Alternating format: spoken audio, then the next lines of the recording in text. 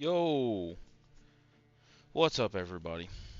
It's your boy CLT here, filling in for Mr. War Initiate. Him and his buddy, his support, his pal Kazulan are at a Comic Con over the week. So, uh, he was gonna do a back-to-back week, but honestly, I've been through that, and yeah, I just felt like helping out the homie here.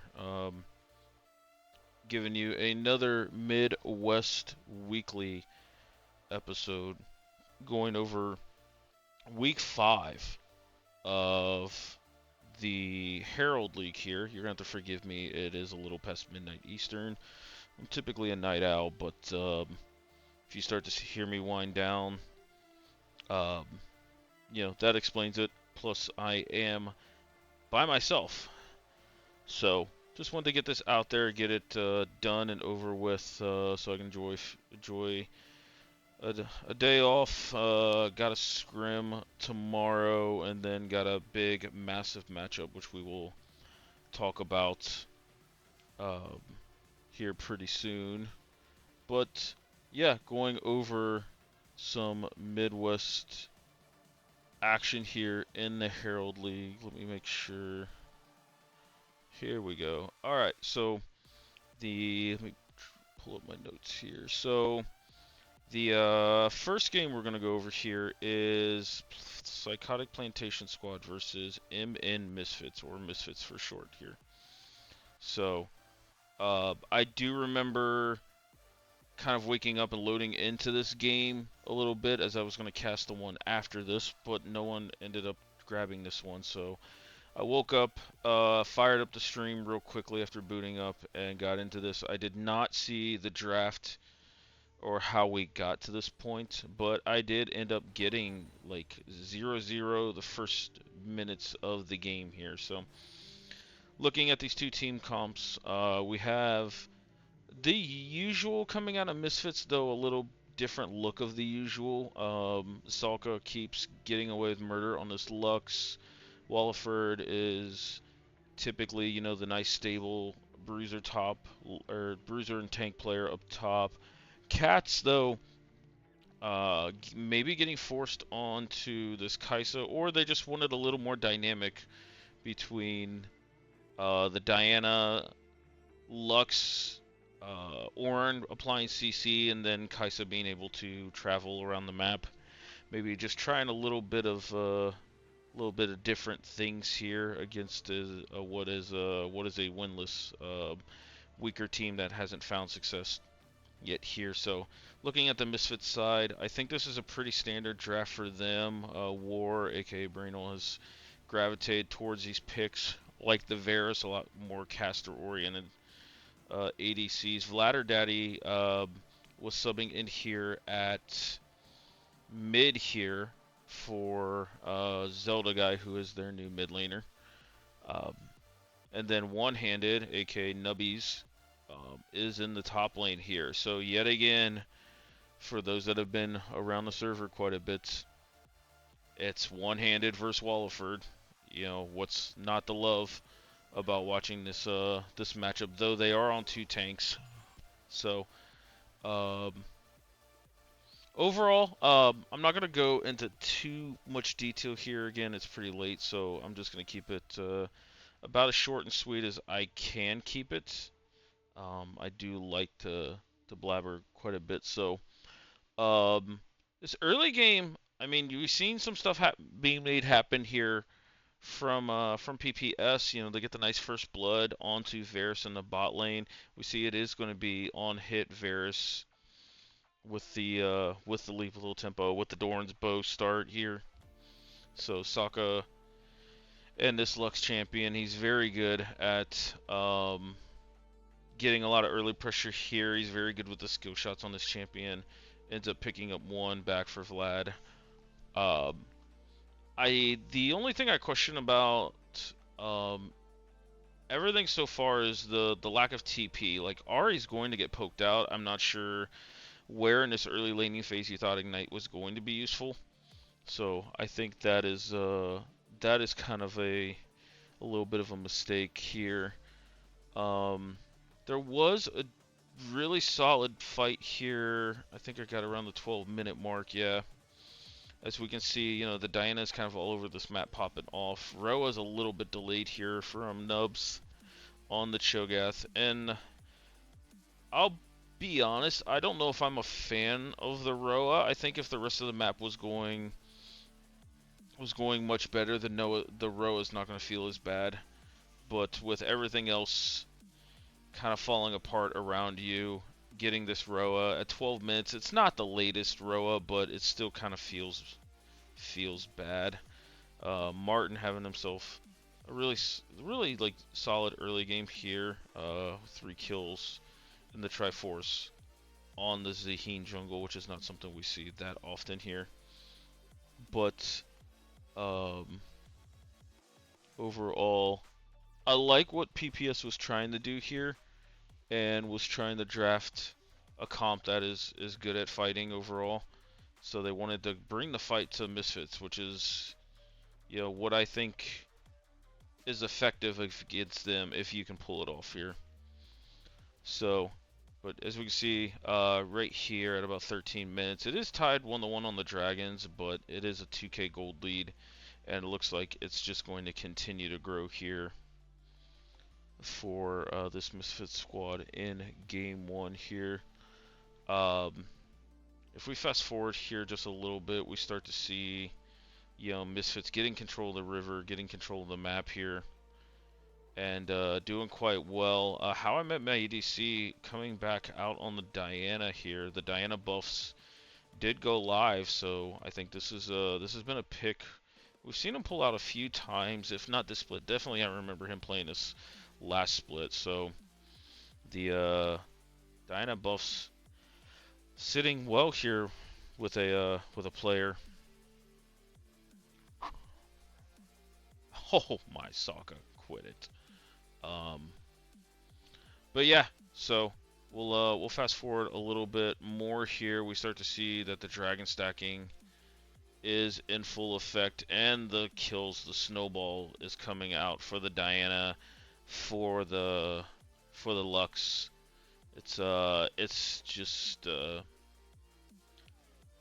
becoming a little bit of a bloodbath here. So 12k gold lead. I think yeah, I got the ending team fight here. Just a few minutes later.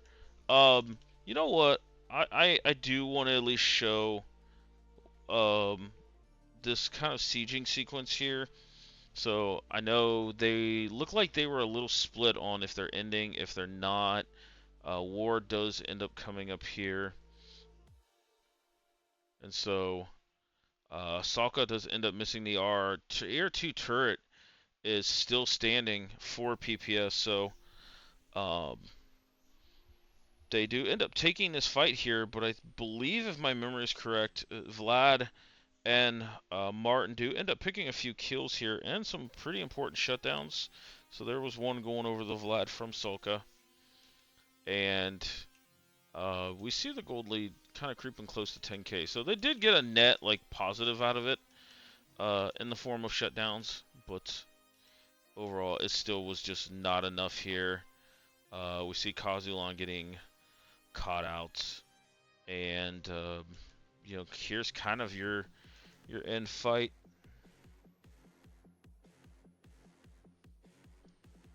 So,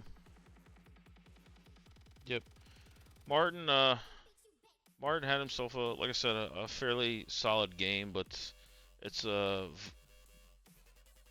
Zaheen is a much slower paced jungler than even say Diana here, so uh, I feel like just got outpaced, and the rest of the map just also couldn't keep up here. So going into this game 2 draft, I actually really liked what PPS did in this game 2 draft. I thought the Smolder was a really nice touch. It is found himself a boatload of success in this league with a bunch of ADCs. Cyanidex played it, Birdis played it.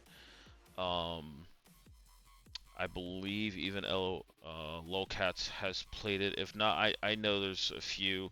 Um, Duffy, I even think, got a pentakill on it, playing it. So Misfits, though, showing a touch of a different look. We do see Lolcats getting her two tricks banned out. The Katarina ban is quite interesting. I know Salka does have a lot of mastery on the Katarina, but he is very smart about when he picks his Katarina. If it's worth it, he doesn't ego the Katarina. He does sometimes if the series like warrants it, and it's in a spot, you're up 1-0 and you just feel like they don't have an answer for it. Let's go ahead and slam an early Katarina. But for the most part, he doesn't. It isn't something he just like one tricks in competitive play. He has a lot of other stuff. The Karma coming out here was a nice touch. I don't think we've seen him show that he has a Karma in the bag here. Now, as we get to this game, we noted earlier that one-handed Walliford, this bloodbath of a matchup, they were on two tanks in game one, and guess what? They were not on tanks in game two. The Wukong top comes out for Nubs, Walliford with the Renekton comes out, and these two went at it. They threw haymaker after haymaker. I would tune in to at least the first like 20 minutes of this game just to watch these two just go at it. So, yeah, this early game was pretty exciting. One note, kind of circling back around to the draft here, was War bringing the Morgana bot, and the Smolder went mid here versus the Karma. Now, I've put some time on the Karma in seasons past, and I've put some time on the Smolder as well. I didn't really agree with this setup here. I thought the Smolder for sure would have went bot. You have a fairly low impact lane with the Aphelios. He wants to scale and he just likes farming. And Smolder is perfectly okay with that too. I've even seen some Smolders cheat and go like D ring and like a 3 points W setup. Like I know that's pretty um pretty old. Like they did that quite a bit on release. As we see the first blood from Walliford, they did that on release, and I still think in some matchups there is to some degree like you can play that. Some people still did it with Arcane Comets. Just Aphelios just doesn't like poke at all. He doesn't like being outranged early. So if you really want to try and play for lane and go that route, there is that option. But I just think with Smolder, you just handshake the first 20 minutes against Aphelios, and you see it too. You see how the late game team fights go. With this setup, Smolder is gonna get bullied early. I do not. Again, I don't know if this is just something a comfort thing or what's up, but bringing Ignite in this lane, if you're the Smolder, is just not right. Um, you're going to get your head bashed in from this Karma. At least take a TP and just kind of use that to either correct the lane, get yourself a nice back, maybe get yourself some early boots to try and play off of the movement speed to dodge some of the Karma poke. But yeah, I was not a fan of this at all on the Smolder here. So we talked about the bloodbath up top. We see one-handed get himself one back. Gank works out in favor of Misfits here in the bot lane. I will say, even though this is a unique lane, I felt like I could see the vision when it came to this Morgana Thresh. I think Kazulan had himself quietly like a really good Thresh game here. It just felt like him and War were not on the same page. Whether War was using an ability to just throw it out to try and like pseudo poke, or if if he was trying to last hit with it.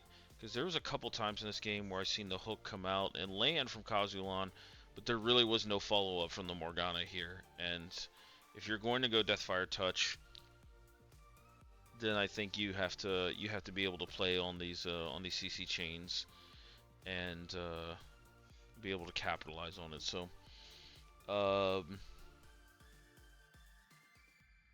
me see, where are my timestamp?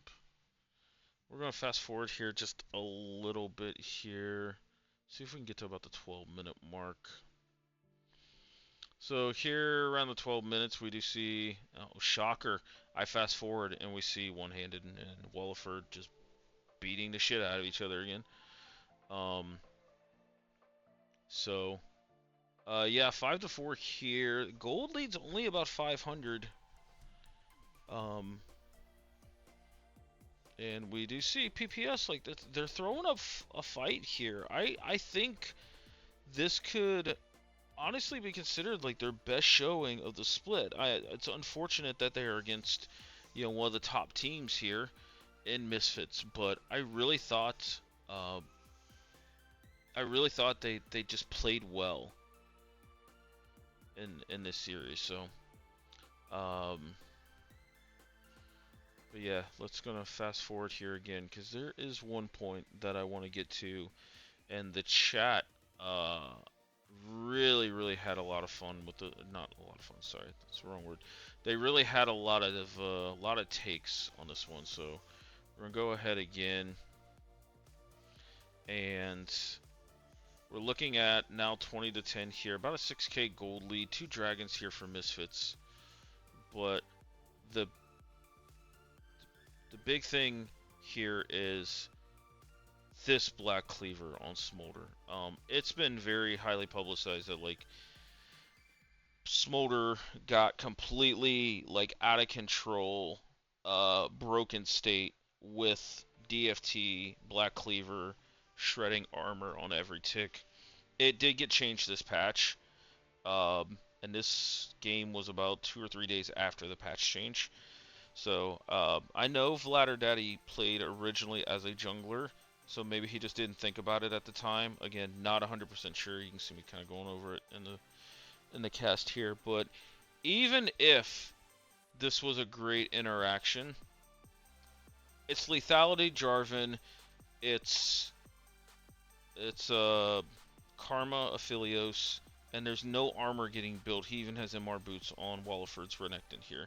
The only armor coming out is Braum. Now, you do give some armor over to whoever you W2, which is a fair assessment, but I just don't like the Black Cleaver at all. Excuse me. This delays your crit, this delays all your spike. I think at this point, you've got One-Handed completely smurfing the shopkeeper here with a Serpent's Fang. Had himself a little bit of extra gold here from the 5 kills. Why not get the Serpent's Fang? And it's his value against Locket, its value against Eclipse Shield, value against Karma Shield.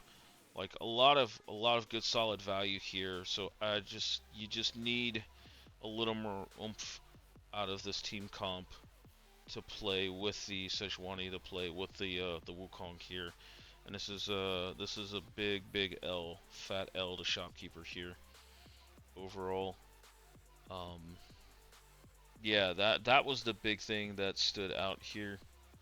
We're gonna fast forward here about another 3-ish minutes, and we will see the kind of what led up to the ending sequence here with this Ocean Soul here. We do see that Soul Point is coming up here real soon.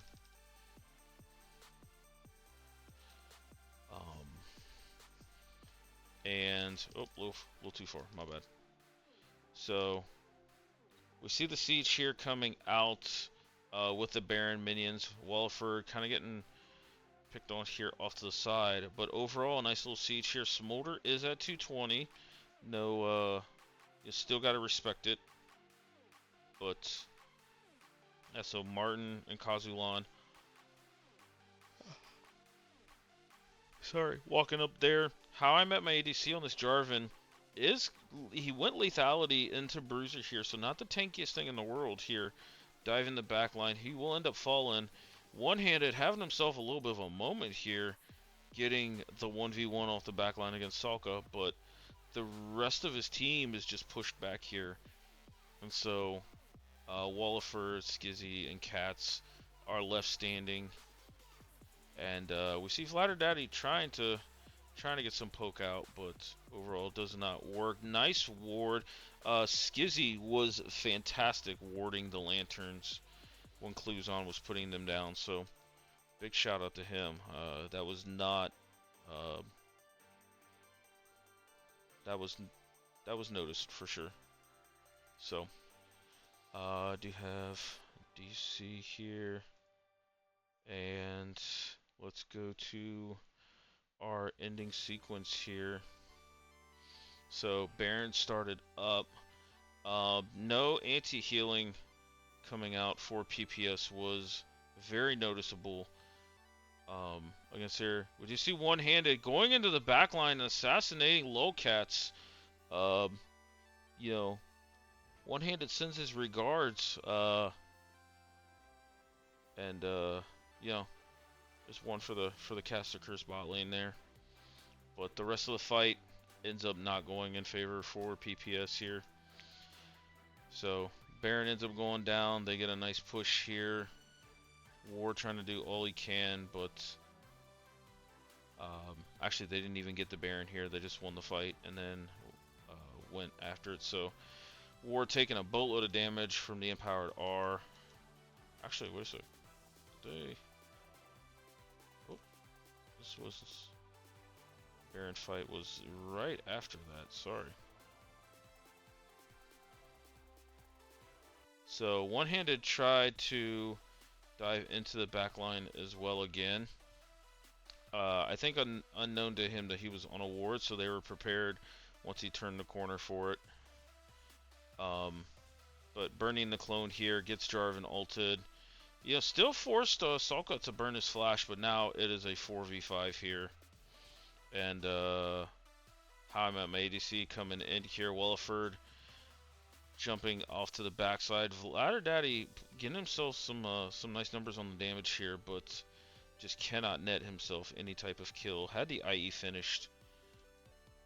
So I think last were definitely feels bad to not have there. So, but yeah, nice little 2-0 here from the side of Misfits. They continued to do what they did, and we will talk about who they have next week here. So yeah, next series we're gonna go over is Lux Digital Church versus the Family Guys here. And we had myself, Bird, and Entity actually was casting over this. So looking at this draft here, it's a pretty simple draft. The one thing I did point out is I thought TFG had a much better setup for this Nocturne here, whether that be Nocturne R, and before he reactivates it, the dash in, and Bessa R comes from nowhere, or he just reacts to a Malzahar R. Excuse me. So I thought they set up their mid jungle pretty well overall here. So Baikel and Girls Hate Me, they were throwing haymakers at themselves as well. The top laners showed up and showed out in all of these series this week. So I thought none of them were afraid. They didn't care about matchup. They were ready to go here. So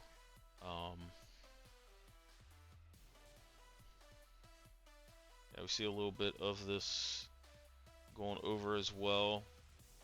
Girls Hate Me getting one back on the Baikel. Little 1v1 here in the jump. Actually, I think it ends up being a net 2v1 here, because Malzahar go burr with the DFT here. So yeah, a lot of fighting, but overall the dragon stacking came into play quite a bit here for TFG once they got a lead here. You can kind of infer that the Nocturne and Malzahar were popping off as a mid-jungle duo here. So yeah, we're gonna kind of breeze a little bit further into this one.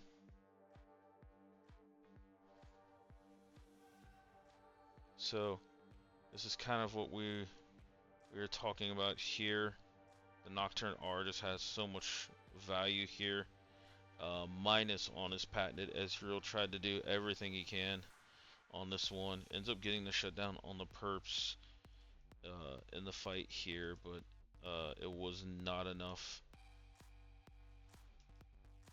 So he's putting out good damage, but wasn't netting much. So let me see, what is my timestamp?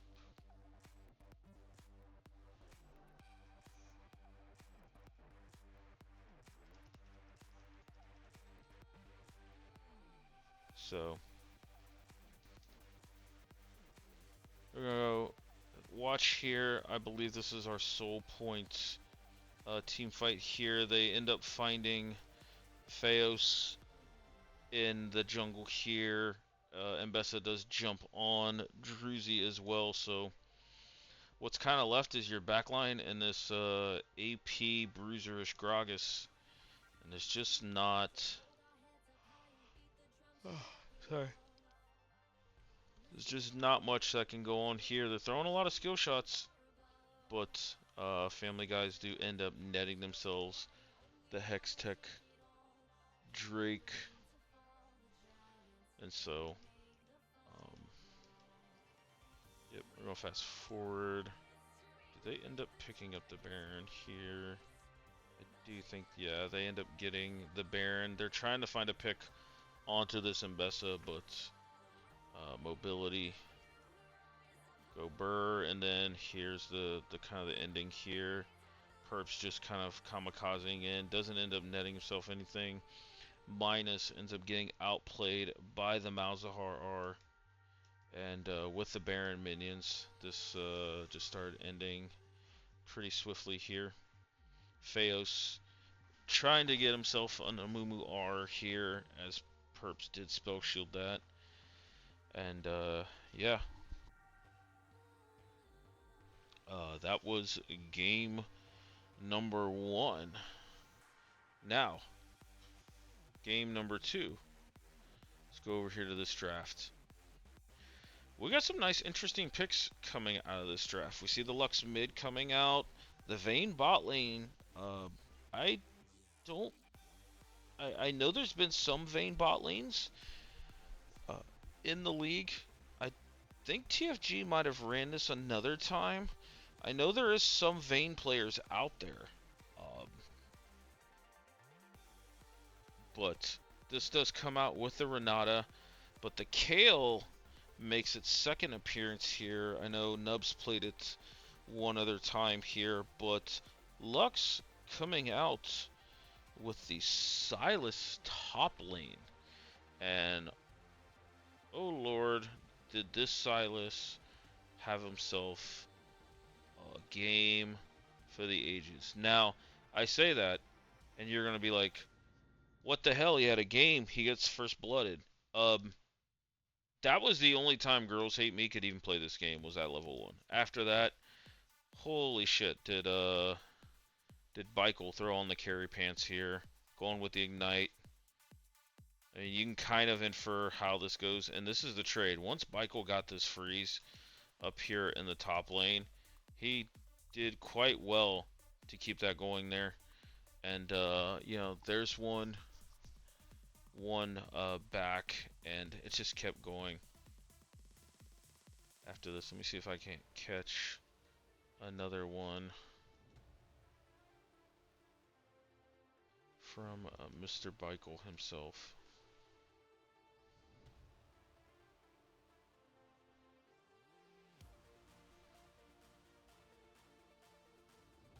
So, bot lane also had themselves quite a bit of fun here. Minus on his patented Corki here.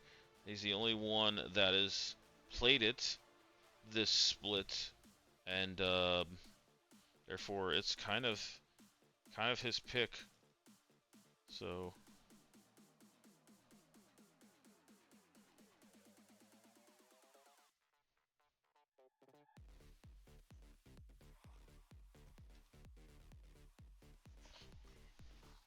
I wish I could pull up the in-game screen of this series, and I probably could have the last series, but I don't believe these guys put in their match results in the server.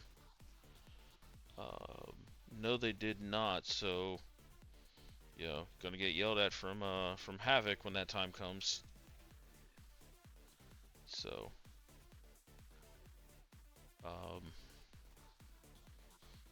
remember Havoc is trying to do stats and everything for these series. So help a brother out here. It's definitely nice of him and Rusty to do this. And yeah, I mean this is kind of a repeat. Same old song and dance when it came to Michael on the Silas here. So we're going to go ahead and kind of skim through. So here at the 14-minute mark, you see about 1,000 gold lead, 2 dragons here. Dragons, I think, were the big focus this series. Um, and there was a very early soul here. We're gonna watch how the sequence kind of goes here, because this was a pretty, like, these were some pretty epic team fights. I'm not gonna lie. So nice berserk field from the Renata coming out. I can't remember the name of it, but the Renata ult coming out. But Michael just kind of comes in after this TP, starts to clean up a little bit, minus free hitting perps in the back, as he did not have any ults. And with 2 down, I'm sorry, with 1 down apiece here, but the 2 big carries, and Minus and Michael still up here, they end up giving over this Chemtech soul, which the soul is a pretty big soul. I mean, this is Earth and double Chemtech plus Chemtech soul for this Silas that at this point is level 16. He's Q max, W max, damn near E max now. Like, this Silas is pretty hard to kill, and you have no grievous wounds over here. So we are going to fast forward to kind of this ending sequence, at least what led up to it. Druzy pops the ult. Lux comes out. AP Topher trying to just split push the top lane here. And get himself some resource. You see Kale died in the bot lane against Michael yet again. Druzy had himself some really, really nice hooks. Quagmire ends up getting himself hooked there. And will end up looking at a gray screen. Nice ult coming out of the Renata again. Renata's not a pick that we traditionally have seen a lot in this league, but definitely looked very effective here.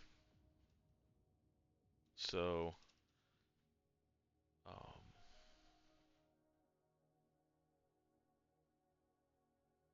okay, so yeah, we do end up seeing this turns into an elder fight. Oh yeah, okay. This is the fight I was originally looking for here. So, positioning for the Elder Dragon here. They already started it up for Lux. Perps gets himself a nice little engage overall. Silas with the Renata ult ends up missing. Renata ult goes really well, but then a touch of anti-synergy from Perps gets himself a nice Xin Zhao R, but then goes right in, and people were able to just burst him down. And Topher trying to kite out the rest of the Lux team here, but ends up falling short. Elder Dragon goes over to the side of Lux, and I mean we're looking at about 9,000 gold lead here. The thing that is now at this part that really stood out, and I felt like they should have done this maybe even after Soul, is start to give all of those resources over to the Kale. As you notice, this Kale is not even level 16 yet. Yeah, I know you have absolute shit for items here, and you've been getting, I mean, just your ass beat all game from this counter pick Silas, but if you have any hope of trying to scale or do something in this game, I think giving Kale level 16 increases your chances. Does it win you the game? No, not in this specific iteration of Kale, but I would have just loved to see them been like, hey, leading to the Elder fight, let's try and feed Kale as much experience as you can. Top lane experience or quest gives you more experience. So I would have just liked them maybe seen a little more heads up attempt at that one. But with the Elder Dragon in hand for Lux, they do end up taking game 2. And what was our only series that went to 3 games here? So now looking at this draft, uh, this is becoming a staple pick for TFG. They're the only team that will bust out this Fiddlesticks. And boy, did this Fiddlesticks arrive this game. I thought Lux had a very nice balanced comp. There was some scaling, but there was still some tools you could use early. And, Minus had himself a nice performance on the Jhin last week. Maybe be able to replicate that. Jhin Leona versus Bard Lucian. Couple of interesting combos, but I think the Jhin has no problem versus Lucian without an enchanter. So Lucian passive doesn't get the best amount of value. Bard can proc it, but overall not too bad here. Draft wise, the Aesol and the Yone are pretty good late game teams, but I do like the Jax coming out as well. We don't see Jax that often in this league, and I thought this was a really nice spot for the Jax. Um, so yeah, it was a early first blood up in the top lane, um, but I felt like, if I remember correctly, this game um, wasn't like too active until the level 6, until the ultimates came out. And I think here's the fiddle moment here that I started to snowball this game. So Topher ends up picking up one on the minus, and now you've got the rest of the squad down here. Druzy ends up falling. See Feos ends up falling as well here. And what ends up being a net 1-4-3 off of this kind of skirmish in the bot lane here. And we've seen this repetitively from this Fiddlesticks, where he just ends up just waiting in a bush. The other team kind of skirmishes, but it's kiting back to him, and then, surprise party.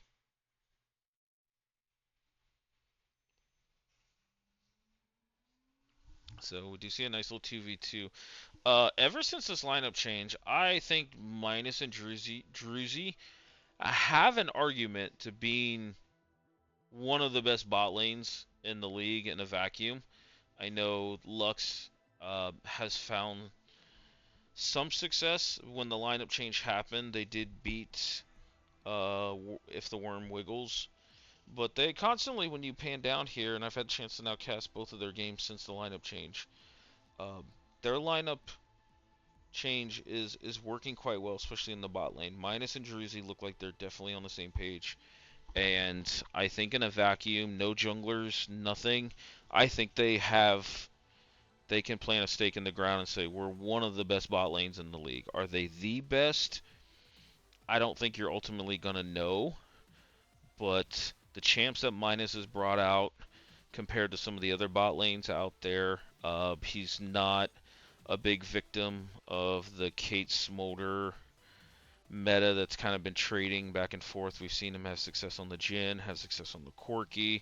I think he even busted out a Tristana in one of these game threes, and Druzy definitely looks comfortable. They look just way more in sync, and Druzy also plays these melee champions that just recently got buffed here, so I would definitely keep an eye on them looking into the future games here. But we talked about Perps and his effect on the map here. There's another surprise party there as he nets himself one up in the top lane. So let me look for my timestamp while we find this out.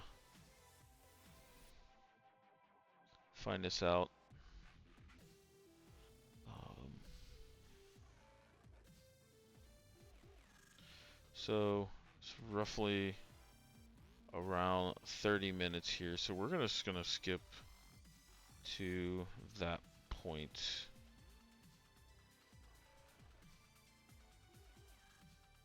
So yeah, we do see perps on this Fiddlesticks 5, 2, and 6 so far here at the 29-minute mark. I actually think this is the game-ending fight, so I'm just gonna go ahead and roll it. So Wisconsin on the ace ult here. There were some times where I felt like he might have just wasted his ult, and there's other times where I just felt like him and the team wasn't the most synced with this, because you see about a 30-minute game, this ace ult is going to be at least able to do something here, especially with his 2 core items.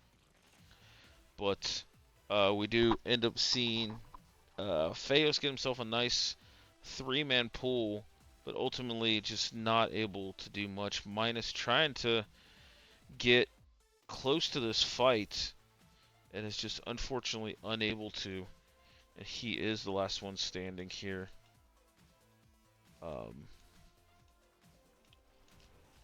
So, let's see.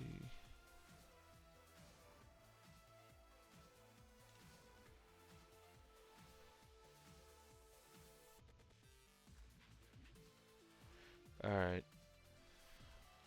So, we do see this Jax getting caught out, but Death Dance plus the Seekers, he's not exactly like the squishiest thing in the world here. And this just ends up becoming kind of a disjointed fight for Lux here. And the family guys do end up kind of running this one over. Wisconsin using the big ult there to try and help out, but he ends up falling. Feos ends up being the only guy left, and he falls quickly after. And before we even talk about Soul Dragon setup, they just ended up taking this series 2-1. So the family guys getting themselves a much needed win here against a surging Lux team. So now this is the series I know the least about. I unfortunately did not catch the series, as I think I had something going on here. Big kind of, I won't say red flag, but interesting.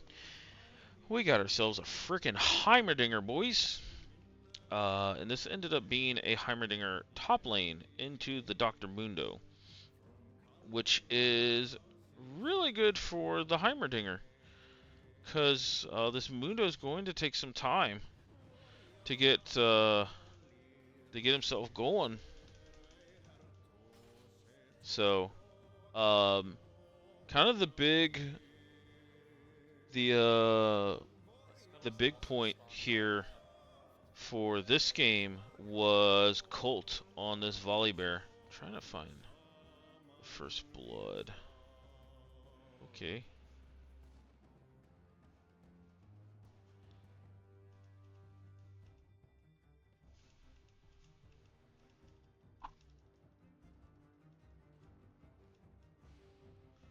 So, Trip getting punished here, but nice E from Tatter there to get the passive off of Mundo, and nets himself a kill. Going over to Colt, and Colt started this game fast and did not look back. He got himself a few kills here. We see he's 3-0 here. He's got 2 dragons, so running the jungle clinic here versus Tej. And you know, as we start to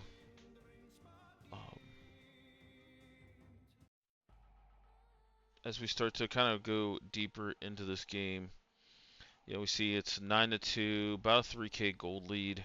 2 dragons though, with a third one along the way here. You know, one thing to note is Heimer can set up and take dragons. I'm sorry, this is red side dragon take. Wait, did they just steal it? He did. He actually, Ted's just walking in there and stealing it. Okay. Okay, much respect there. I don't think doing it without a jungler was the smartest thing in the world, especially since you can get some plates mid or bot lane. But you know, it is what it is. So let's fast forward ahead here, and let me grab my timestamp real quick.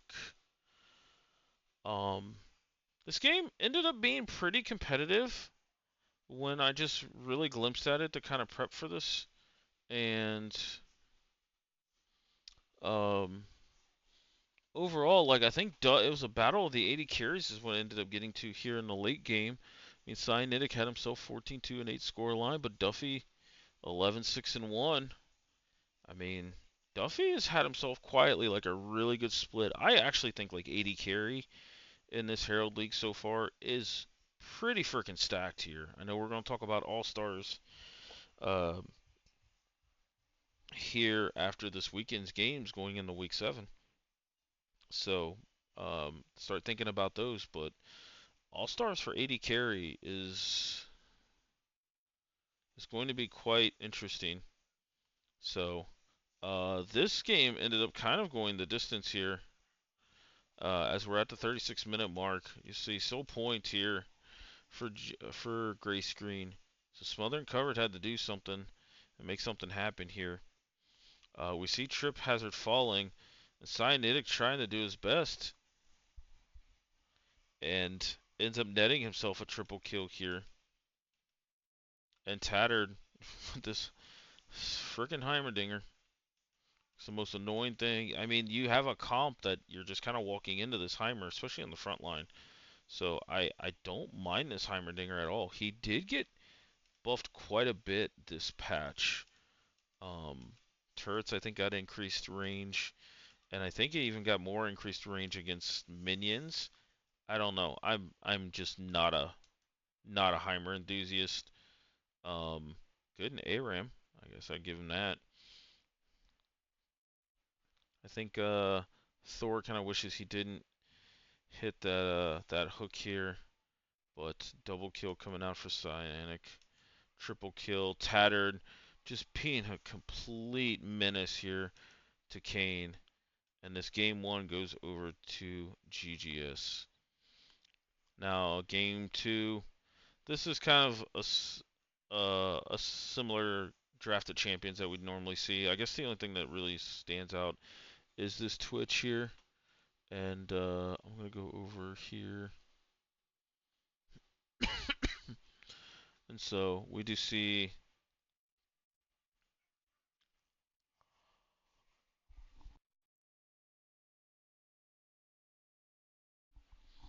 So, I'm sorry about that. I was yawning. We do see a traditional Malzahar versus Vagar.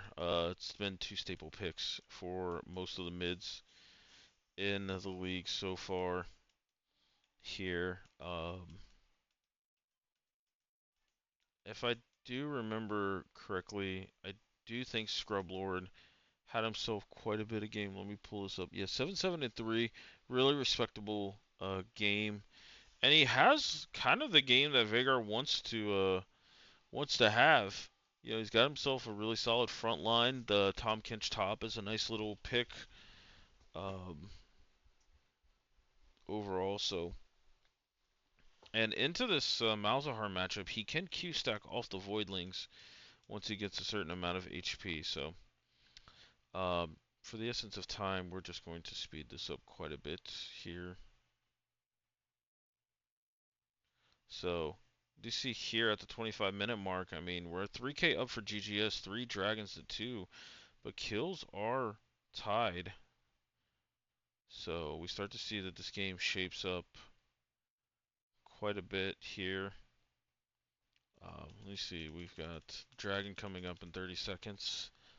I think this is where, okay, so got a nice little fight here. Tattered ends up having to flash out of the cage here. Scrublord, like I said, had himself a pretty solid game overall. Canes does end up falling, and um, Scrublord does get outplayed from the Malzahar ult. Duffy trying to do his best to, you know, kind of twitch one shot win these team fights here.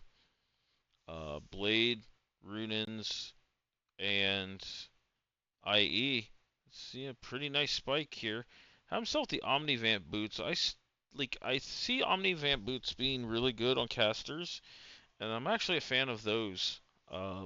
Bird talked me into that, but I do think if you're like a Twitch or a Sivir, I think you do value the Berserker Greaves quite a bit in this case.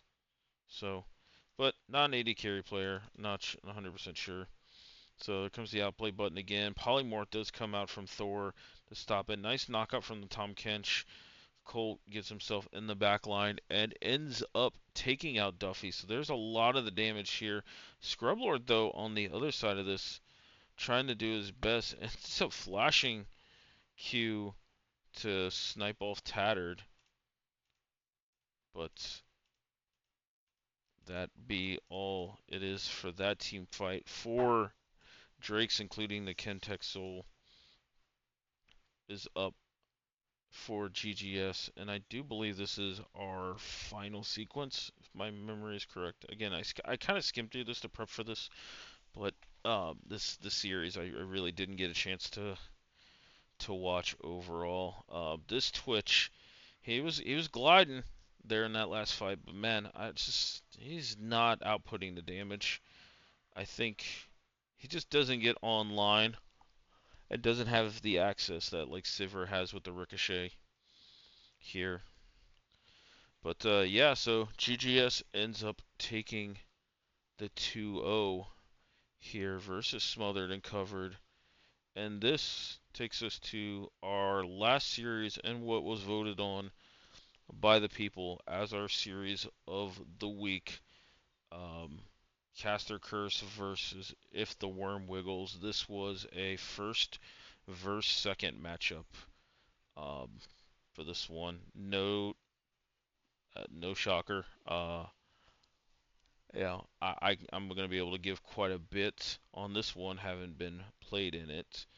Um, I can say from our point of view, we did a lot of draft prep coming into this, and we thought Worms had a lot of tricks in their bag that they could throw at us. We've seen Seven and Calico in the bot lane throw a lot of different looks, a lot of different champions. They pulled out the Swain earlier this split, as did we.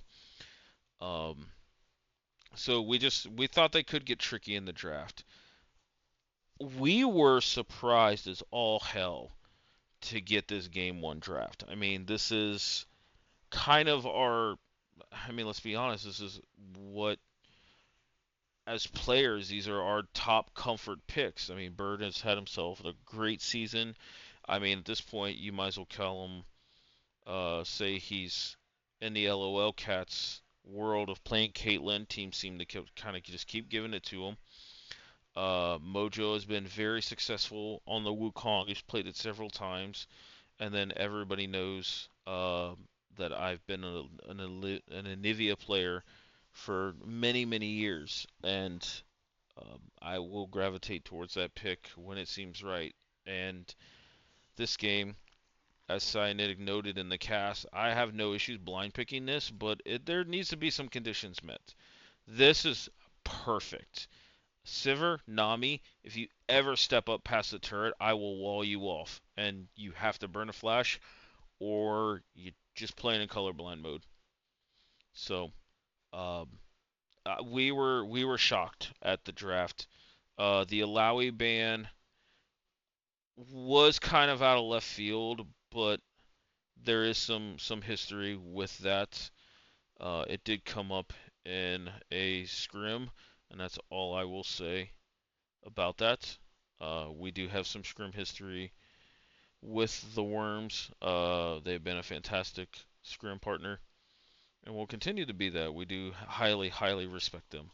But I do believe the Alawi did come up in one of those scrims, and I mean, considering what Call the Meek does like to play, it's not a shocker that he is very, very much annoyed going up against that pick.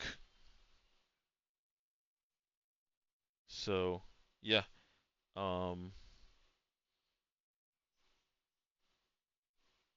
Yeah, that's kind of what I got to say about the draft. I mean, the Heimer mid, interesting answer. I don't know if it's an answer, if it's just his only comfort into Anivia. I personally, I said it in the post game interview. It's it's a matchup I was not worried about. Both champions end up wanting to do the same thing. They stand their ground and they wait for people to walk into them. I just have early access to wave clear at post level 6, and Heimerdinger still has to respect the wall.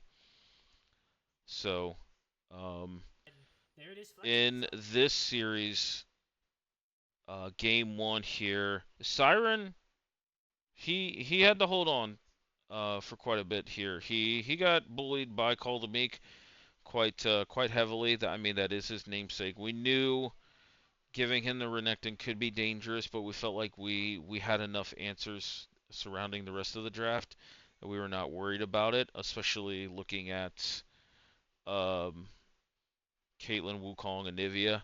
Like, that's a lot of shit you got to walk through to get to this Caitlyn or get to this Anivia. So we did welcome it. We just wanted to make sure there was nothing that could combo with that. So yeah, Call the Meek had himself a fantastic laning phase, and Siren definitely had to hold on.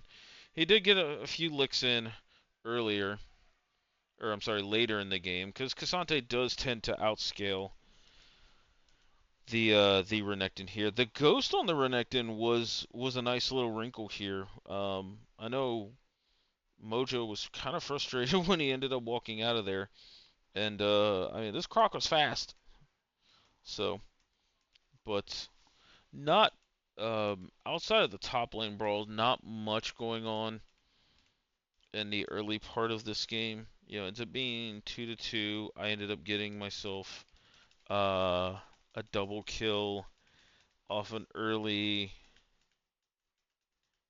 Where's it at?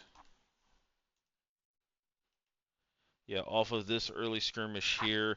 Flash was burned by Marth earlier in the game from a Mojo gank, and once I see the Q hit here, the empowered E comes in play, and I end up getting one off the Heimer. The big important thing was punishing the Heimer's flash timer, and just making sure I at least get one of those to again accelerate to Roa. So um, that was really nice. Souls had himself a nice quiet game overall here. I thought he punished our invades quite well. Him and Calico and Seven, especially on the bot lane invades. Um, definitely threw some haymakers there. But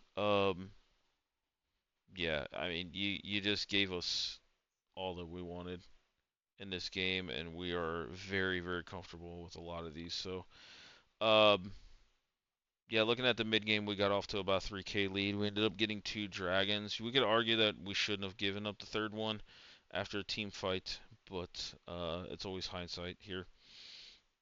So I mean, whenever I get to my two scaling items by 20 minutes and they're both online, it's a pretty feels good moment. The one thing that I didn't notice until it was later when I watched this back was the Imperial mandate on Nami. I'm not 100% sure if that's still optimal. Oh, sorry. Sorry. If that's still 100% optimal. Yeah, there's the wall play. With Nami here, with the changes to the item, I'd be curious to go look at the numbers, but again, not a support player, so the numbers don't mean much. I mean, there's kind of what I was hinting at about immobile champions, just getting walled off there. But yeah, so we will kind of fast forward because I don't want to over talk on this one. But yeah, we ended up grinding them out, did pretty well. The wall ended up playing a big factor in a lot of these pushes, and yeah, caught them out quite a few times here. So ended up getting ourselves about a 26, 28 minute soul, and it felt pretty good to go there. I know there was, I think, this team fight where we started a Baron and then we just were not in a position to turn. And we called for it, so there was definitely some moments like Cole ends up getting himself a big fat shutdown off of me. Um, the rest of my team though still ended up paving the way forward and getting it, but I think going back and looking at that, we could have played that a lot better. But with Sivir being down, the wave clear is gone, and we called for the end and went after it. So we end up taking game one. Game two, uh, uh, draft wise, I had a lot to say. We were shocked at the Xayah B1, especially when Xayah's big thing is she's not a she doesn't have a lot of range, especially in the laning phase here. And Smolder's up. Like Smolder is very good in the Xayah, especially laning phase. So we end up taking the Smolder Rakan. The Nefiri Maokai we were not shocked at. Mojo loves himself the Lee Sin. The uh, the bans were interesting, but I do like what Worms tried to do here. We knew this Vayne was going to go mid, but there's still just that kind of wild card effect. So Lissandra Rumble, Rumble doesn't mind leaning um, into some ranged champions. Some are better than others, and Lissandra Vayne's low enough range that all this Vayne has to do is burn, cleanse, or flash, and it's a setup for a gank here. They end up responding. I'm sorry, I picked Lissandra first, and then they responded with the Vayne Akali and the Rumble here. Siren has been gravitating towards this Rumble quite a bit, and even though the uh, the matchup game one Call the Meek ended up throwing giving Siren some hell in the laning phase, Siren returned it here. Um, so Akali not the easiest pick, especially in the top lane. Against Rumble, I think it's even harder to pull off because the Deathfire touch will show where she's at in the Shroud. So you're just the only thing Akali Shroud is really doing is you block a lot of the autos from the overheat, but you don't really like you're not playing for that here. So um, Mojo, homie, hold on, wait, I forgot this detail.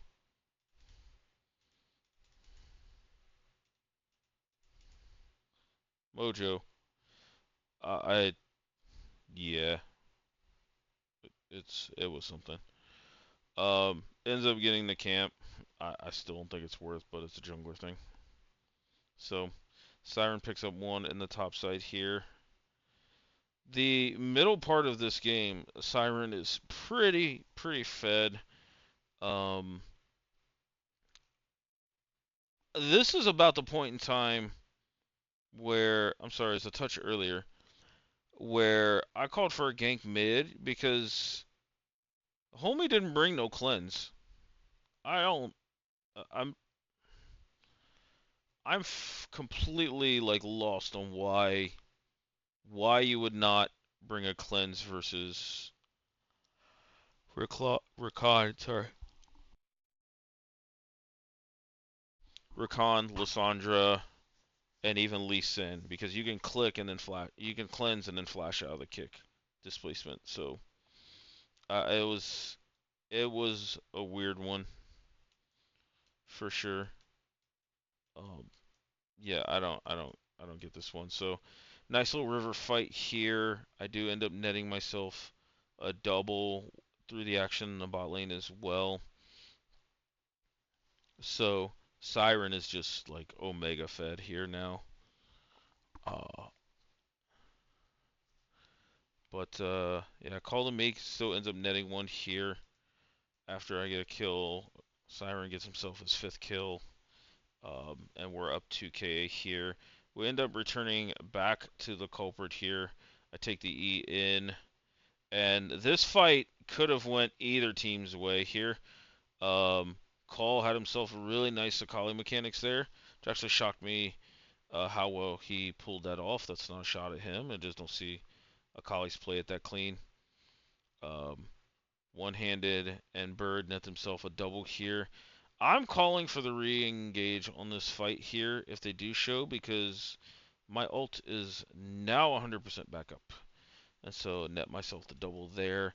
I go to Luden's build in the squishy team comps because Lissandra still can position herself as a burst mage after it's all said and done here. And yeah, this game just started to get out of hand. Again, the solo lanes are fed over here, so it's really hard to deal with it. And Xayah ult only blocks one thing, so we'll end up going over kind of the ending sequence here.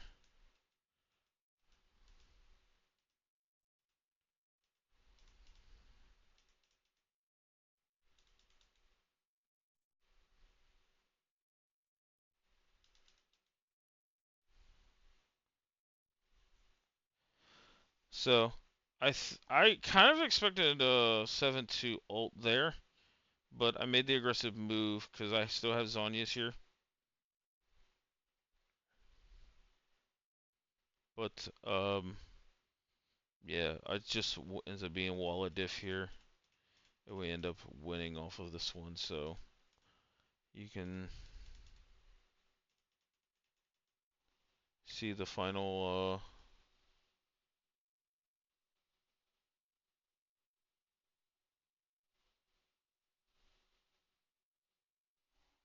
You end up seeing the final score line here. So yeah, so end up 2-0ing Worms again. There was a lot of things in draft that were interesting. They kind of surprised us, but a lot of their picks we knew they were in play for sure. So looking at the standings here, I ended up having to kind of do my own. So I do believe the match record is right. Game record might be a little off here, but looking at where we got right now, Caster Curse on top 5-0, 10-0, Misfits second, Worms third, Family Guys fourth. The Family Guys do play Worms this week, this weekend, I believe. Um,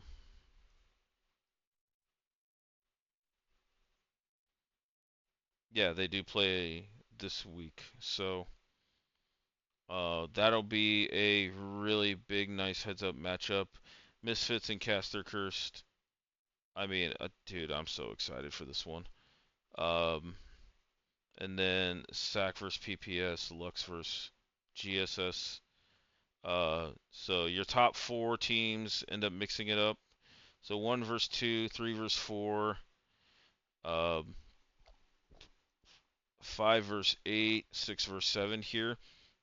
So kind of a pseudo position round for this um, to go into the last week. So this is going to be a very very interesting week overall here. Um, and I'm really excited to see this. So for those that haven't noticed it, we do have stats up. Havoc and Rusty from the Baron League have been putting in a lot of work on this. They are not updated for the week 5's action. So again, bear with them. Rusty is kind of uh, in and out of some life stuff and some work stuff he's got going on. I think he might be even out of town. So just give it time. These will be filled out. But yeah, so this is our week 6 schedule. Again, 1 verse 2, 3 verse 4 here are I think the two big standouts here going into week 7. So week 6, you'll start to see a lot of the playoff teams make their push, especially for the seeding. And I think it's going to be a super excited one for sure. Now looking at the schedule here, Herald League schedule. So Misfits Caster Curse will play on the 7th, which is a Sunday at 7 p.m. And then right after that, GSS plays Lux at 8:30. I'm not. The other games have not been announced yet. I do think. SAC versus PPS might get an extension. Like I said, War and Kazulan are out at Comic Con, so they might be granted an exception. I don't want to speak for them. I'm not privy to any of that. Um, the Family Guys versus the Worms, not sure what's going on with that one, but should be getting scheduled here soon. Because I'm very curious to watch that game as well. But yeah, so that is our Midwest Weekly. We went about an hour 10 minutes. I do apologize for just overall being tired. I meant to do this a few days ago, but again, had a lot of stuff going on here. So quickly glimpsed through the games, took some notes, and did my best with what was given here. Doing this by myself can kind of be a pain in the ass. So, but again, wanted to keep this consistent. Wanted to give you guys something to listen to. This will be out. This is the 5th right now, so I will upload it and probably premiere it at around noon on a Friday. They maybe give you guys either something to listen to at lunchtime or maybe on the drive home from work. So I appreciate you guys joining me for this one, and you'll hear War and maybe a few other voices on the next one to go over the Week 6 action and see what the results of a lot of these very important series are. But yeah, deuces.